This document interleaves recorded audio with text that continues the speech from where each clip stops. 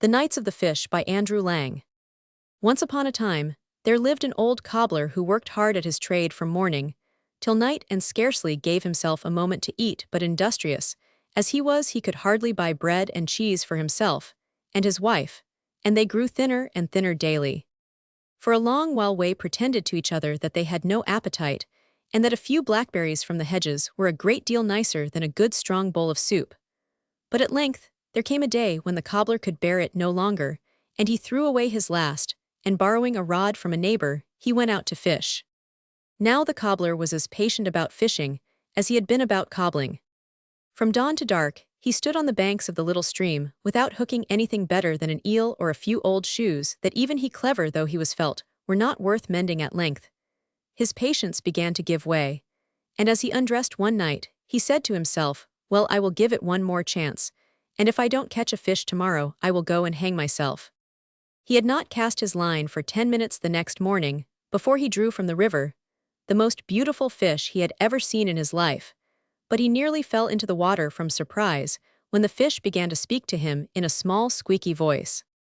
"Take me back to your hut, and cook me, then cut me up and sprinkle me over with pepper and salt. Give 2 of the pieces to your wife, and bury 2 more in the garden." The cobbler did not know what to make of these strange words, but he was wiser than many people, and when he did not understand, he thought it was well to obey. His children wanted to eat all the fish themselves, and begged their father to tell them what to do with the pieces he had put aside. But the cobbler only laughed and told them it was no business of theirs, and when they were safe in bed, he stole out and buried the 2 pieces in the garden. By and by 2 babies exactly alike lay in a cradle, and in the garden were 2 tall plants with 2 brilliant shields on the top. Years passed away, and the babies were almost men. They were tired of living quietly at home, being mistaken for each other by everybody they saw, and determined to set off in different directions to seek adventures. So one fine morning, the 2 brothers left the hut and walked together to the place where the great road divided. There they embraced and parted, promising that if anything remarkable had happened to either, he would return to the crossroads and wait till his brother came. The youth who took the path that ran eastwards arrived presently at a large city, where he found everybody standing at the doors, wringing their hands and weeping bitterly. "What is the matter?" asked he, pausing and looking round, and a man replied in a faltering voice that each year a beautiful girl was chosen by lot to be offered up to a dreadful fiery dragon, who had a mother even worse than himself, and this year the lot had fallen on their peerless princess. "But where is the princess?" said the young man once more, and again the man answered him, "She is standing under a tree a mile away waiting for the dragon." This time the Knight of the Fish did not stop to hear more, but ran off as fast as he could, and found the princess bathed in tears and trembling from head to foot. She turned as she heard the sound of his sword, and removed her handkerchief from his eyes. "Fly," she cried, "fly, while you have yet time before that monster sees you." She said it, and she meant it, yet when he had turned his back, she felt more forsaken than before, but in reality, it was not more than a few minutes before he came back galloping furiously on a horse he had borrowed, and carrying a huge mirror across its neck. "I am in time then," he cried, dismounting very carefully, and placing the mirror against the trunk of a tree. "Give me your veil," he said hastily to the princess, and when she had unwound it from her head, he covered the mirror with it. "The moment the dragon comes near you must tear off the veil," cried he, "and be sure you hide behind the mirror. Have no fear, I shall be at hand." He and his horse had scarcely found shelter amongst some rocks when the flap of the dragon's wings could be plainly heard. He tossed his head with delight at the sight of her, and approached slowly to the place where she stood a little in front of the mirror. Then, still looking the monster steadily in the face, she passed one hand behind her back and snatched off the veil, stepping swiftly behind the tree as she did so. The princess had not known, when she obeyed the orders of the Knight of the Fish, what she expected to happen. Would the dragon with snaky locks be turned to stone?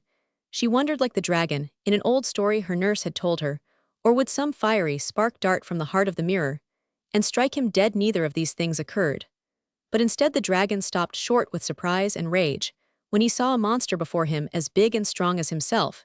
He shook his mane with rage and fury. The enemy in front did exactly the same. He lashed his tail and rolled his red eyes, and the dragon opposite was no whit behind him, opening his mouth to its very widest. He gave an awful roar, But the other dragon only roared back this was too much, and with another roar which made the princess shake in her shoes, he flung himself upon his foe. In an instant the mirror lay at his feet, broken into 1,000 pieces. But as every piece reflected part of himself, the dragon thought that he too had been smashed into atoms. It was the moment for which the Knight of the Fish had watched and waited, and before the dragon could find out that he was not hurt at all, the young man's lance was down his throat, and he was rolling dead on the grass. Oh, what shouts of joy rang through the great city when the youth came riding back with the princess sitting behind him, and dragging the horrible monster by a cord. Everybody cried out that the king must give the victor the hand of the princess. And so he did, and no one had ever seen such balls and feasts and sports before. And when they were all over, the young couple went to the palace prepared for them, which was so large that it was 3 miles round. The first wet day after their marriage, the bridegroom begged the bride to show him all the rooms in the palace, and it was so big, and took so long that the sun was shining brightly again, before they stepped onto the roof to see the view.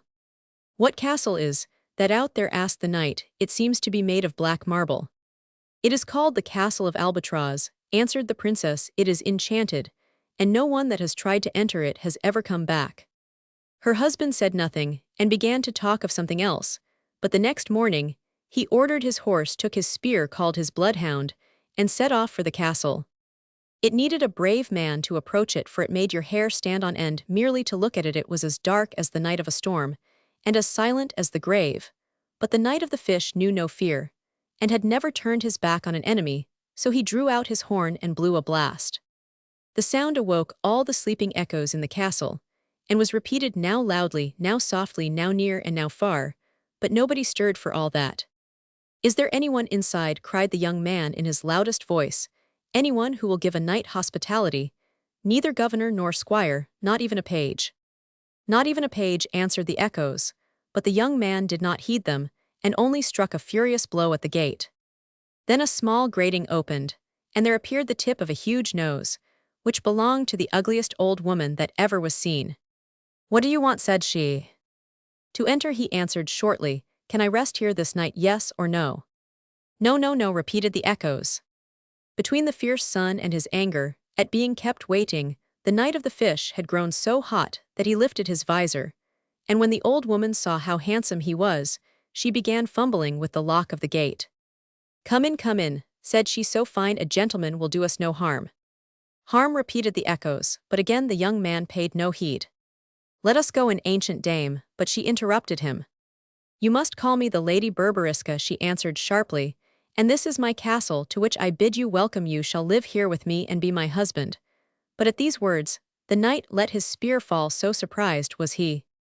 "I marry you? Why, you must be 100 at least," cried he. "You are mad. All I desire is to inspect the castle, and then go." As he spoke, he heard the voices give a mocking laugh, but the old woman took no notice, and only bade the knight follow her.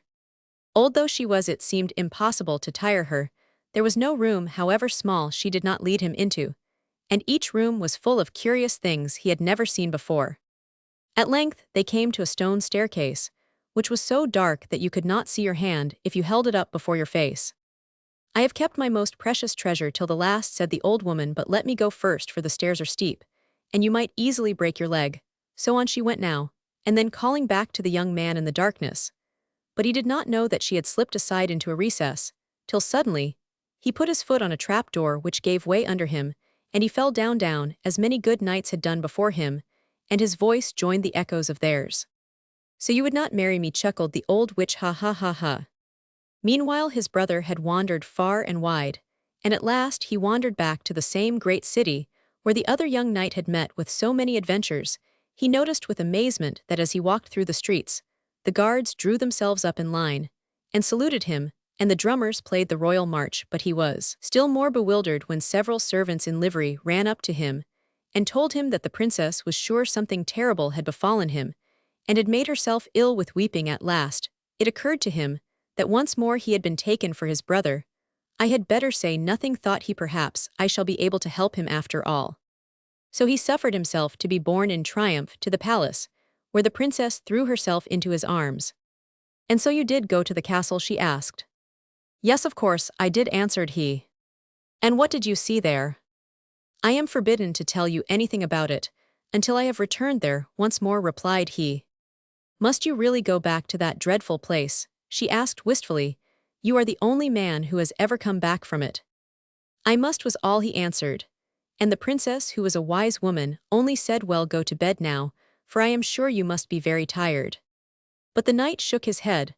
"I have sworn never to lie in a bed as long as my work in the castle remains," standing, and the princess again sighed, and was silent. Early next day, the young man started for the castle, feeling sure that some terrible thing must have happened to his brother. At the blast of his horn, the long nose of the old woman appeared at the grating, but the moment she caught sight of his face, she nearly fainted from fright, as she thought it was the ghost of the youth, whose bones were lying in the dungeon of the castle. "Lady of all the ages," cried the newcomer, "did you not give hospitality to a young knight, but a short time ago?" "A short time ago," wailed the voices. "And how have you ill-treated him?" he went on. "Ill-treated him," answered the voices. The woman did not stop to hear more, she turned to fly, but the knight's sword entered her body. "Where's my brother, cruel hag?" asked he sternly. "I will tell you," said she, "but as I feel that I am going to die, I shall keep that piece of news to myself, till you have brought me to life again." The young man laughed scornfully. "How do you propose that I should work that miracle?" "Oh, it is quite easy. Go into the garden, and gather the flowers of the everlasting plant, and some of dragon's blood, crush them together, and boil them in a large tub of water, and then put me into it."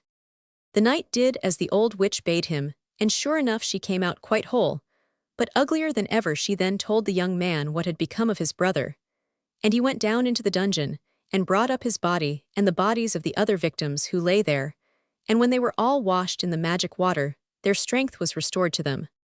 And besides these, he found in another cavern the bodies of the girls, who had been sacrificed to the dragon, and brought them back to life also.